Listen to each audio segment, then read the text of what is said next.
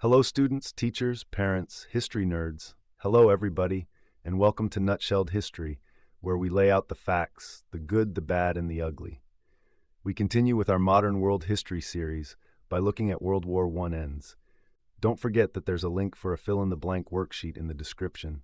Feel free to use it. I just ask that you like and subscribe. I apologize for any mispronunciations ahead of time. I do my best. Now, let's go. World War I was a total war in which the participants channeled all their resources into the war effort. They set up systems to recruit, arm, transport, and supply their armies. Nations imposed universal military conscription, or the draft, requiring all young men to be ready to fight. As millions of men left to fight, women took over their jobs and kept national economies going. International law allowed wartime blockades to confiscate contraband, but the British blockaded all ships in and out of Germany. In retaliation, Germany used U-boats to impose its own blockade. In 1915, a U-boat torpedoed the British passenger liner Lusitania. Both sides used propaganda to control public opinion, circulating tales of atrocities, some true and others completely made up. As time passed, war fatigue set in. High casualties, food shortages, and a stalemate caused the morale of both troops and civilians to plunge. In Russia, stories of incompetent generals and corruption eroded public confidence and led to revolution. In 1917, the United States declared war on Germany.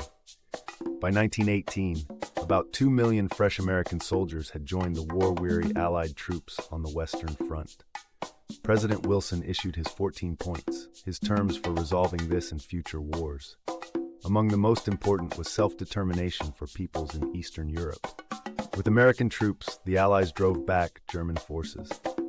In September 1918, the German Kaiser stepped down, and the new German government sought an armistice with the Allies. In November 1918, the Great War at last came to an end. The human, material, and political costs of World War I were staggering. The huge loss of life was made even worse in 1918 by a deadly pandemic of influenza. Reconstruction costs and war debts would burden an already battered world. Governments had collapsed in Russia, Germany, Austria-Hungary, and the Ottoman Empire. Out of the chaos, political radicals dreamed of building a new social order.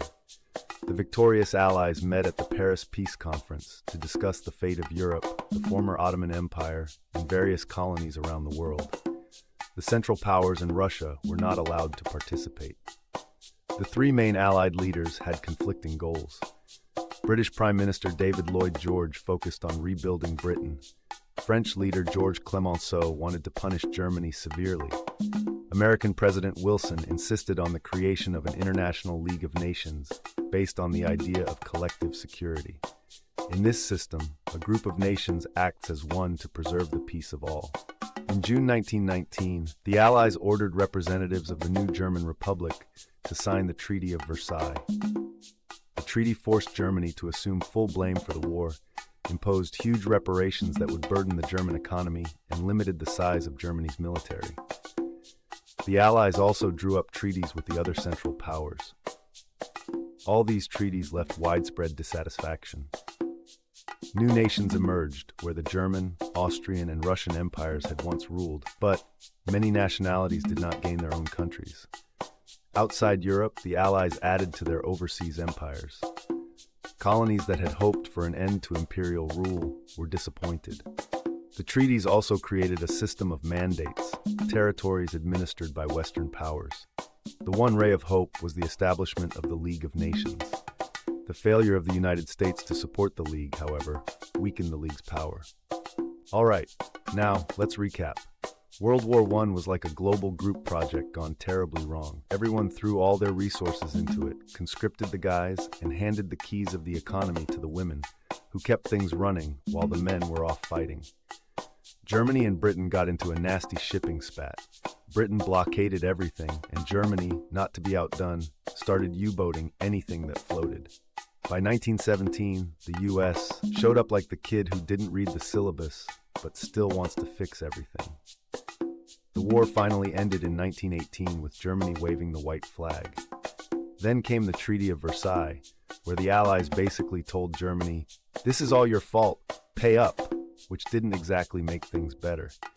Meanwhile, everyone else either got new countries or got stuck with more imperial bosses.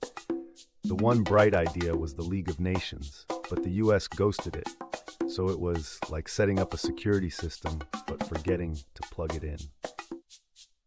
There you have it, folks. That is World War I nutshelled. Thanks for stopping by Nutshelled History. Don't forget to go nuts on those like and subscribe buttons for me. Was the Treaty of Versailles fair? Let us know what you think in the comments down below. See y'all next time on Nutshelled History.